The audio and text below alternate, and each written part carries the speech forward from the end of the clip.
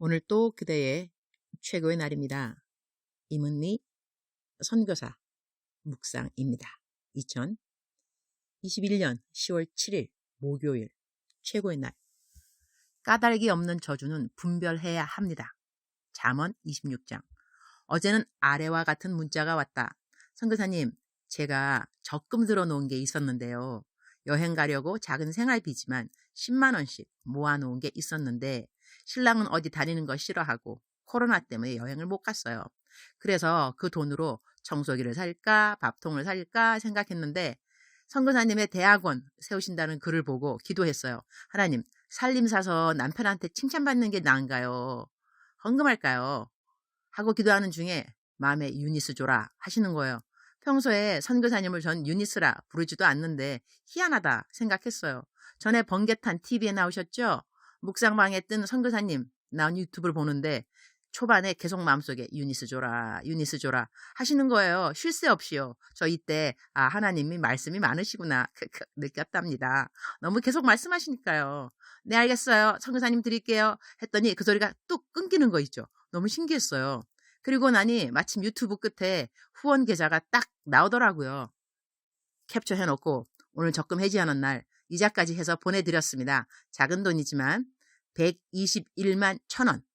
적금해서 주님 드린 건 처음이지만 마음이 너무 좋습니다. 그 이후로 주님 말씀이 그렇게 또렷이 들리진 않지만 순종함으로 주님 말씀 항상 들으면 좋겠어요.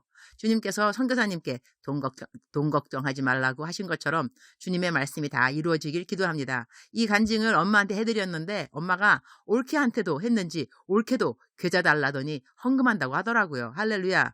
주님 일하심이 신기합니다. 항상 선교사님 묵상 읽으며 중보기도 하고 있어요. 우리 선교사님 힘내세요. 나는 미국에 있다가 11월 초에 케냐로 들어간다. 원래 들어가려는 날짜보다 당겨 들어가느라고 미국의 모든 설교 스케줄들을 캔슬했다. 딱 한 군데만 남겨두고.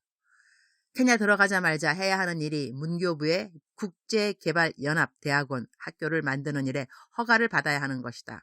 지난번 거의 6시간에 걸쳐 이 일에 대하여 의논을 하였고 나에게는 두세 가지의 옵션이 생겼다. 지금까지 학교 기금으로 모아진 돈은 거의 1억 8천만 원인 것 같다. 나는 이 학교 만드는 일에 대하여 내 새로운 꿈이라고 묵상에 올린 이후 10일 만에 약 2억의 헌금이 모였다고 했는데 그건 내가 너무 흥분해서 정확하게 금액을 계산하지 않아서였다. 나중에 차근차근 계산해보니 지금까지 약 1억 8천만 원이 된다. 학교 기금 헌금은 다 따로 모아두었다. 아직 사용하지 않아서이기도 하지만 혹시 학교 안 짓게 되면 이 용도로 들어온 헌금은 다 돌려주려고 한다. 그래서 일단 잘 모아두고 있다. 그런데 어제 같은 문자를 받으면 와우, 이건 정말 하나님이 하시는 일이지 내가 하는 일이 아니구나 라고 저절로 생각하게 된다. 지금 이런 분들이 한두 분이 아니기 때문이다. 주님이 직접 개인 신방하시면서 후원금을 일으켜주시는 것 같다. 내가 하는 거 정말 아무것도 없다.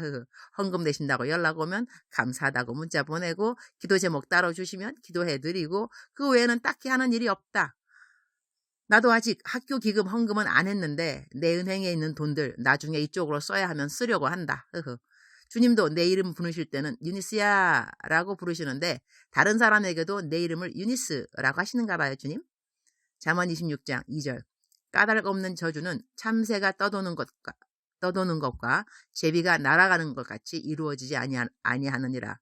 Like a fluttering sparrow or a darting swallow, an undeserved curse does not come to rest. 까닭이 없는 저주를 영어로 보면 undeserved curse라고 나와 있다. 그러니 다시 말하면 저주받을 일을 하지 않았는데 저주로 퍼붓는 말을 듣는 경우를 말한다고 하겠다. 상담을 받다 보면 상담 케이스가 정말 천차만별이다 싶을 때가 있다. 그중 어떤 상담은 다니던 교회를 다른 교회로 옮긴다고 했더니 담임 목사님이 그렇게 하면 그 가정에 저주가 임할 거라고 해서 이럴 때 어떻게 해야 하느냐는 상담 케이스가 있었다. 어떻게 해야 한다고 생각하는가? 가능한 그런 교회를 빨리 떠나라고 답해드렸다. 까닭이 없는 저주를 하더라도 우리들 마음에 낙심과 의심과 두려움을 가져다 주는 것은 사실인 것 같다. 그래서 우리는 사람들이 하는 말을 듣기보다는 하나님이 우리에게 하신 음성을 들어야 하는 것이다. 엊그제인가 어떤 분이 어느 사업을 하고자 하는데 하나님의 뜻인지 분별이 가지 않는다고 한다. 무리한 대출을 해서 시작하는 비즈니스인 것 같았다. 그런데 말을 들어보니 거참 이런 것에 어쩌면 이렇게도 영분별이 안 갈까? 그런 생각을 하게 되었다. 그분은 기도도 많이 하는 분 같아서 더더욱 마음이 참 깝깝해지기도 했다. 예를 든다면 이런 것이다. 사업을 하고 싶은데 술을 많이 팔아야 한다는 것이다. 그러나 술을 마시러 오는 사람들이 예수님을 모르는 사람들이 많을 터이니 술 마시러 와서 복음을 들을 수 있도록 하겠다는 것이다. 그러니 그 술집을 주님이 복 주시기를 기도하고 이 술집을 오픈하는 것이 하나님의 뜻인가 아닌가 나에게 물어보는 그런 질문이었다. 이해는 내가 만들어서 설명했다. 까닭이 없는 저주에 대한 이야기를 하면서 나는 왜 이러했던 상담 케이스를 이야기하는 것일까? 그만큼 우리에게 영분별이 필요하다는 것이다. 저주되는 말을 들으면 이것이 나에게 합당한 저주의 말인가 아닌가 얼른 분별해야 하지 않을까요? 이전에 어느 목사님이 하도 누가 자기한테 욕을 하니까 똥개야 찢어라 귀찮아 떠난다 이런 말을 했다는 말을 들었다. 그러나 총이라는 것은 속에 총알이 없어도 빵 소리만 나도 충격이 되는 것은 사실이라고 한다. 그러니 까닭이 없이 퍼붓는 저주도 우리가 신경 쓰지 않을 수는 없으나 무릇 지킬 만한 것보다 내 마음을 지키라 하신 성경 말씀을 기억하면서 들은 까닭 없는 저주의 말들은 성경에 적혀있는 축복의 말들로 덮어쓰기 하는 훈련도 필요하다고 하겠다. 주님, 오늘도 최고의 날입니다. 날이 가면 갈수록 세상은 악해지고 우리들은 미혹하는 일들이 참으로 많습니다. 우리들을 미혹하는 일들이 참으로 많습니다. 매일이 영적 전쟁이 아닐 수 없습니다. 저희 믿는 모든 사람들이 깨어있도록 도와주시고 마음에 탐심과 욕심이 없도록 또한 도와주옵소서. 마음에 탐심, 욕심, 미움이 있으면 주님 음성 잘 못 듣습니다. 주님의 음성을 잘 듣는 것이 그 어느 시대보다 더 중요하게 느껴지는 요즘입니다. 성경 말씀만 많이 읽고 기도만 많이 한다고 영분별이 생기는 것은 아닌 것 같습니다.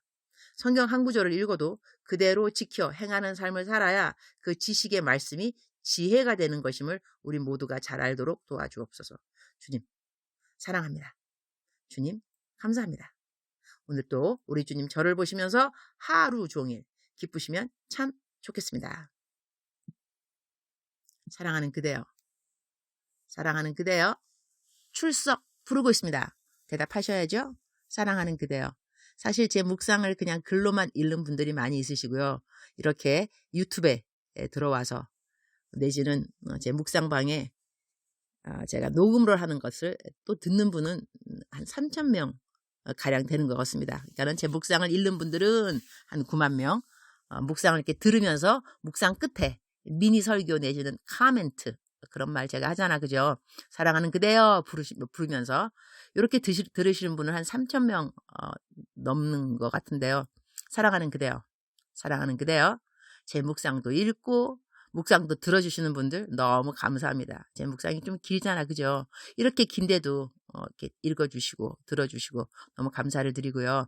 사랑하는 그대여, 사랑하는 그대여, 억만 번 더 들어도 기분이 좋은 말. 사랑하는 그대여, 억만 번 더 들으면 더 힘이 생기는 사랑하는 그대여, 사랑하는 딸아, 사랑하는 아들아. 오늘 또 아자 하나님께서 그대를 도와주신다는 거 알고 계시죠? 우리가 살아가면서 참 중요한 것이 대인 관계인데요. 대인 관계라 하면 소통이 참 중요하다고 하겠습니다. 소통, 서로 대화하고. 그런데 소통과 대화가 항상 긍정적이고 좋을 때만 있느냐? 그렇지 않죠. 그렇죠? 오해받을 때 있고 판단받을 때 있고 오해만 받으면 좋게요. 또 욕을 또 뒤에서 얼마나 하는지 뒷담화라고 하죠. 이런 것들 저희들이 겪을 때 마음이 정말 상합니다. 마음이 상하지 않는다면 그것이 이상하죠. 그죠? 그러니까 마음이 주락 내려가기도 하고 좌절, 실망, 또 억울하고 분하기도 하고 안타깝기도 하고 서글프기도 하고 여러 가지 감정이 오고 가는데 사랑하는 그대여, 사랑하는 그대여, 오늘 성경 말씀에 까닭이 없는 저주는 절대로 나에게 임하지 않는다고 했습니다. 참새가 날아가는 것처럼 떠나고 없어진다는 것이죠. 그러니까 우리 좀 힘든 말을 들었어도 하나님의 말씀으로, 약속의 말씀으로 덮어쓰기가 뭔지는 알고 있죠? 덮어쓰기. 컴퓨터를 하면은 다 덮어쓰기를 알고 있습니다.